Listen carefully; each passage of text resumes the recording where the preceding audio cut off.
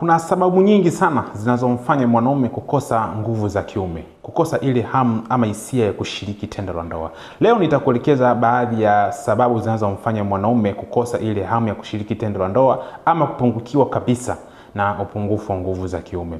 Mimi ni mzima wa afya, sijui wewe una hali gani. Sababu zinazomfanya mwanaume kukosa hamu ya kushiriki tendo la ndoa ama kupungukiwa kabisa na nguvu za kiume, zipo sababu nyingi. Zifuatazo inaweza kawa ni sababu kuu ambazo zinazomfanya mwanaume kukosa kabisa ile kushiriki tendo la ndoa. Kwanza ni mtindo wa maisha tunaoishi. Mtindo wa maisha inaweza kusababishia mwanaume kukosa kabisa ile hamu ya kushiriki tendo la ndoa ama kupungukiwa na nguvu za kiume.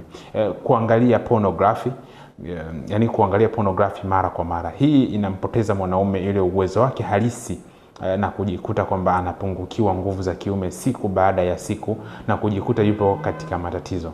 Lakini ulaji wa vyakula vya mafuta, ulaji wa vyakula vya mafuta tunayotumia basi si rafiki sana katika miili yetu. Hivi inasababisha baadhi ya mafuta kuweza kuganda katika mishipa ya uume na kumsababisha mwanaume kukosa ile power yake na kumsababisha mwanaume huyu kukosa kabisa ile hisia ama nguvu za kiume, na wakati mwingine kupungukiwa na ile homoni ya mwanaume, homoni ya testosterone.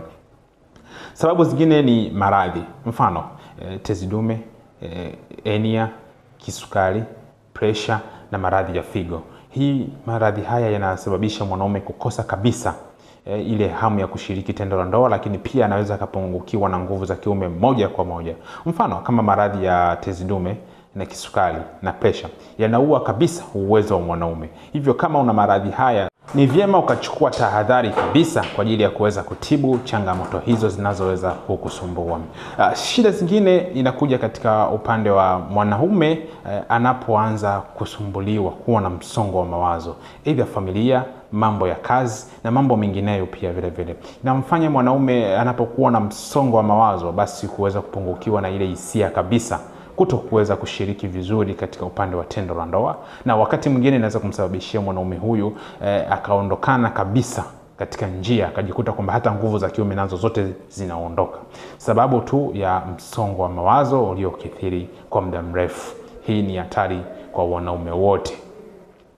Kama una changamoto hizi ambazo zinakusumbua sana, maradhi mbalimbali, maradhi ya pressure, kisukari, tatizo la hernia, tezi dume na maradhi mengineyo, basi wahi mapema kuweza kupata tiba ili isije ikaanza kukusumbua katika mfumo mzima wa uzazi. Tatizo la nguvu za kiume linatibika na matatizo mengineyo yanatibika pia vile vile. La msingi ni kuweza kuwahi mapema ili kuweza kupata tiba kwa mtaalamu wako witch doctor ili uweze kufanikiwa na uweze kurudi katika hali nzuri. Mimi ni mtaalamu ninayekushauri kila siku kuhusiana na swala la tiba. Na kama unahitaji tiba basi unaweza kanitafuta. Zipo dawa ya matatizo yote ambayo yanayokusumbua. Matatizo ya tezi dume, hernia, nguvu za kiume, matatizo ya kisukari na pressure, matatizo ya vidonda vya tumbo na matatizo mengineyo yanatibika. Hivyo kuna uwezo kanitafuta popote pale ulipo. Namba zangu za simu jumlisha 255 752 16 38 38. Popote ulipo unapatiwa tiba. Unaweza kafika ofisini kwetu kwa ajili ya kuweza kupata tiba, lakini pia kama upo mkoani basi unaweza ukatumiwa dawa popote ulipo, ili tuhakikishe tu kwamba umeweza kufanikiwa na matatizo yako. Usikae na maradhi sababu umekosa sehemu sahihi ya kuweza kupata tiba. Hii ndio sehemu sahihi ya kuweza kupata tiba na kuweza kumaliza changamoto zako. Nikutakie siku njema, nikutakie kila la heri. Asante sana.